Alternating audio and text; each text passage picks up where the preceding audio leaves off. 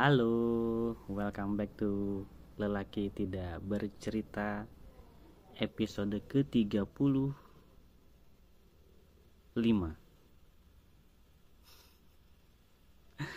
Lupa lagi kan? Iya, 35 hari ini. Dan hari ini ternyata hari Rabu. Kenapa gue bilang gitu? Karena tadi pagi pas ke kantor itu gue saltum.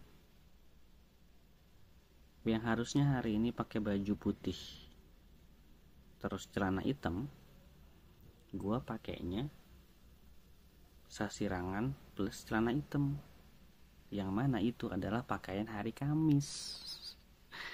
Gak tahu kenapa tiba-tiba gue mikir hari ini hari Kamis aja, pengen cepet weekend kali ya, biar bisa santai. Jadi ya udah, nyampe parkiran ngeliat yang lain kok bajunya putih hitam gitu kan, ya udah balik ke rumah lagi buat ganti baju. Dan hari ini di kantor ya udah sih, flat aja.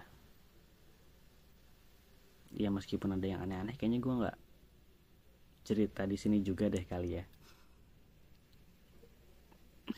Tapi beneran nggak ada yang aneh-aneh hari ini di kantor. Terus gue juga sempet ke luar buat ini, ada keperluan. Dan ya udah aman-aman aja. Maksudnya ya kalau teman-teman udah ngelihat video gue di episode sebelumnya lagi, bahwa gue bisa kapan aja itu kumat. Buat yang belum tahu atau baru nonton video yang ini, ya gue sedang dalam masa pengobatan karena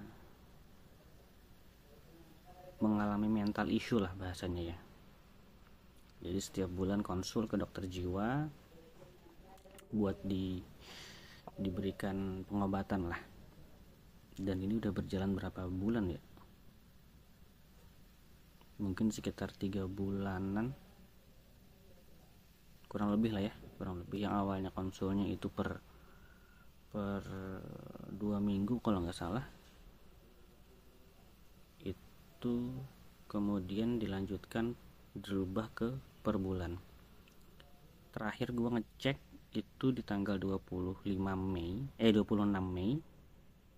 kemarin, berarti next jadwalnya adalah 26 Juni gitu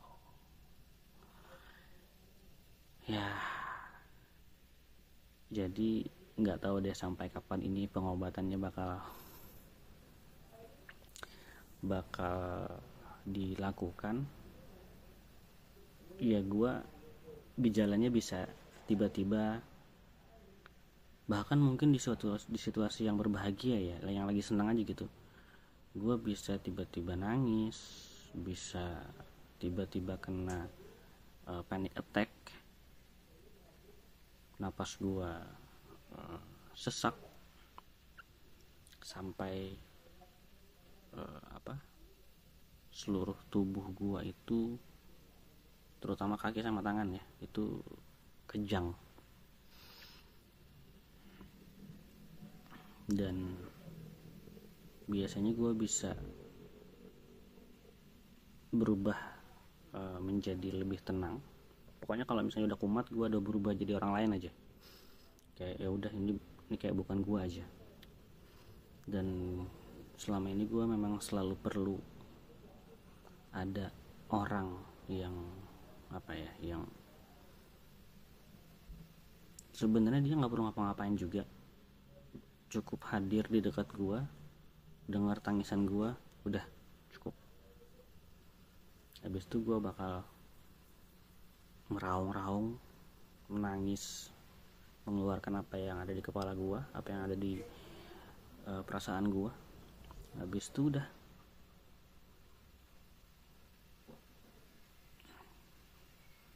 Tapi dalam seminggu terakhir gue ngerasa intensitas gue panik attack itu agak berkurang, nggak tahu kenapa. Kalau biasanya kayaknya dalam seminggu gue pasti ada aja kena, tapi ini kayaknya udah lebih dari seminggu kayaknya ya. Gue lupa kapan terakhir gue panic attack, malah entah seminggu apa 2 minggu yang lalu gitu. Mungkin ada mengalami hal yang serupa juga, tapi mungkin di intensitas yang tidak terlalu sering dan apa ya, tidak terlalu parah gitu, maksudnya masih bisa gue kontrol. Jadi mungkin hanya menangis sebentar, nggak nyampe yang sampai sesak napas apalagi kebas-kebas gitu kan. Jadi masih under control. Jadi nggak tahu gue kenapa, apakah itu mungkin dari dalam diri gue yang melakukan apa ya, penyesuaian kah, bisa lebih mengontrol atau gimana, gue nggak ngerti. Padahal jujur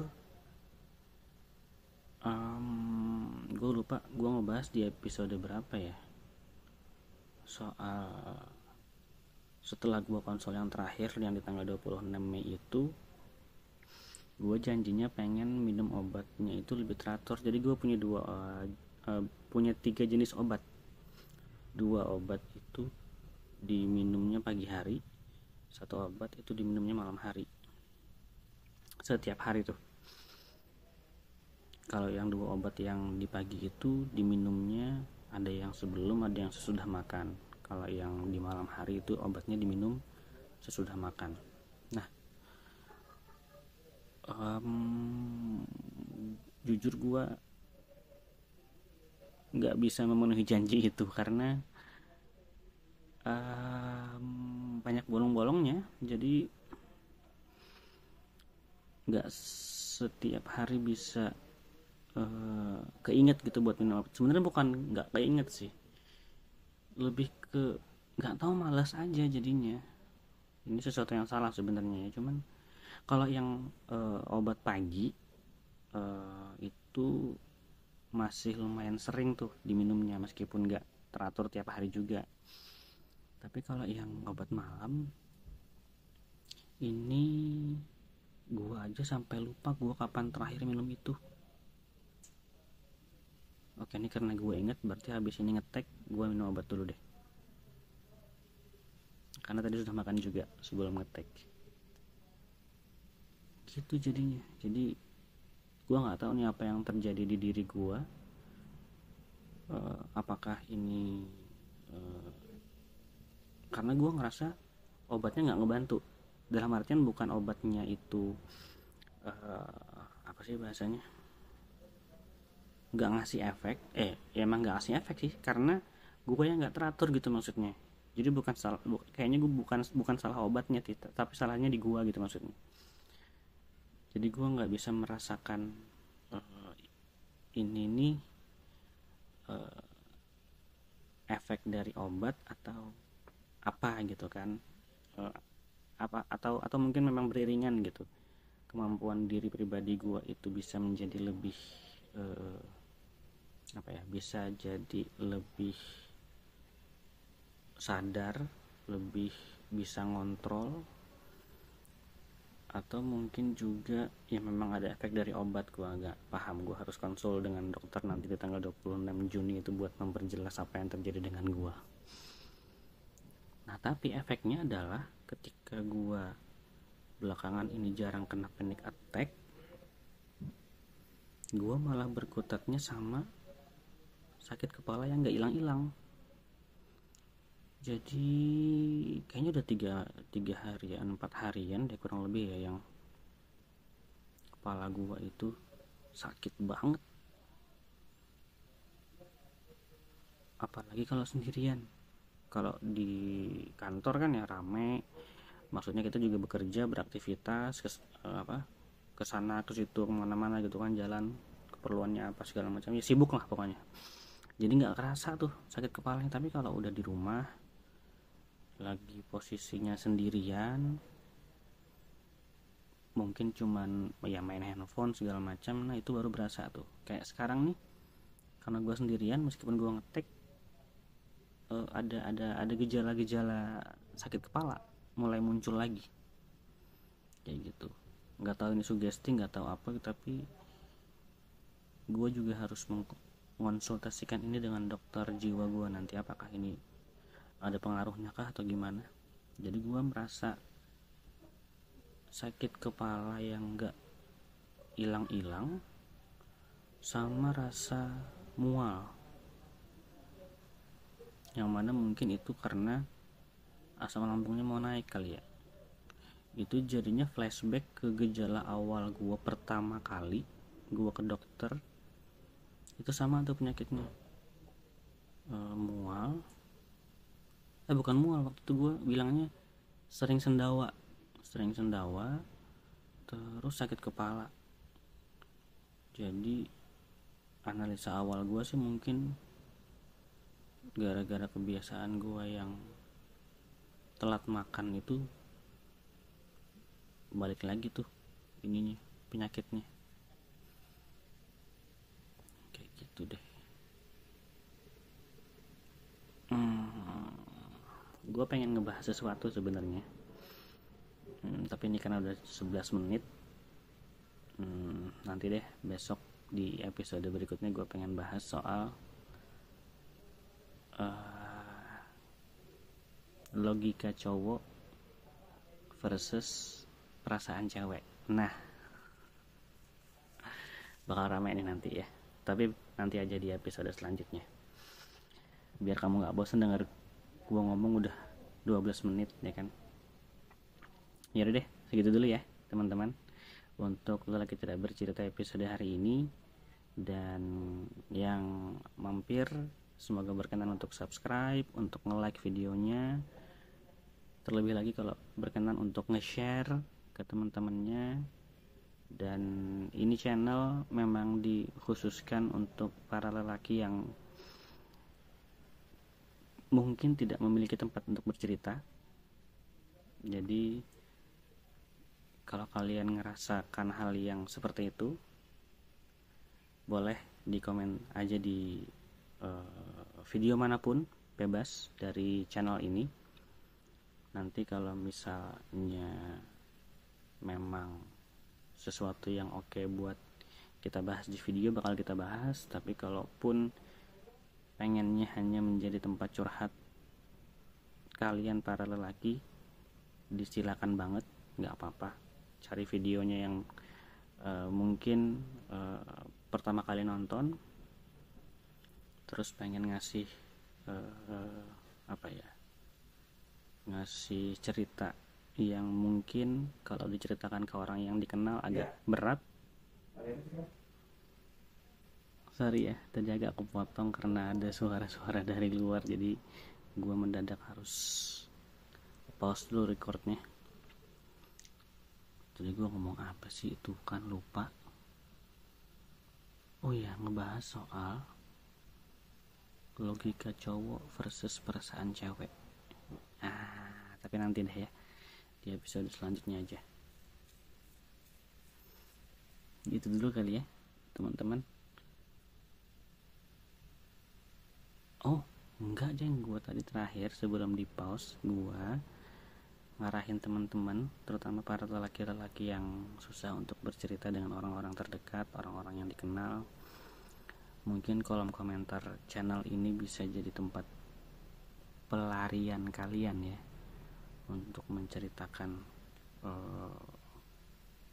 isi kepala kalian yang gak bisa keluar dari lama banget kesimpannya. Coba deh ditulis di kolom komentar di video manapun di channel ini, gak apa-apa, silakan ya, boleh. Karena video ini emang didasarinya pada keinginan gua untuk bisa berbagi cerita dengan siapapun.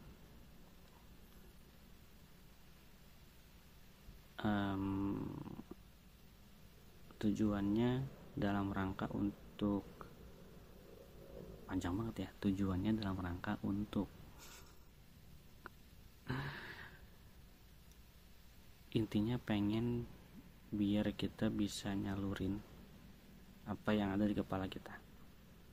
Karena kalau kelamaan ketumpuk di kepala, gak keluar-keluar, itu jadinya malah bisa nambah bikin penyakit. Dan menurut gua, karena gua sudah terkena mental issue, mental health, jadi ketika ada satu problem atau masalah yang menurut gua itu agak levelnya berat ya, itu gua pengen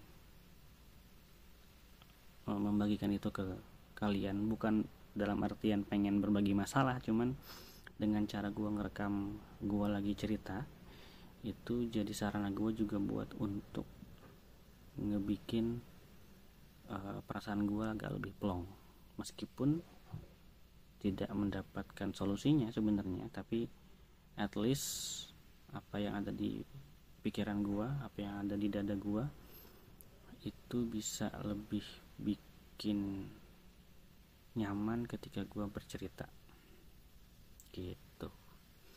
Dan harapannya para lelaki yang di sana juga yang mungkin mengalami hal seperti gue, kurang mendapatkan perhatian dari orang sekitar karena sudah kecetak kepribadiannya adalah seorang lelaki yang tangguh gitu kan. Tapi setangguh-tangguhnya laki-laki ya juga tetap pengen ada orang yang bisa menjadi tempat untuk mendengarkan tanpa menghakimi. Dengerin aja gitu ya. Silakan ditunggu komenannya teman-teman para lelaki. Komen apa aja, cerita apa aja boleh, mungkin nanti bisa dibacain beberapa, dikomentarin juga ya. Dikomentarin bukan dalam artian kayak gue lebih pro aja ya, tapi ya kita sama-sama sharing lah tentang apa yang dirasakan oleh para lelaki.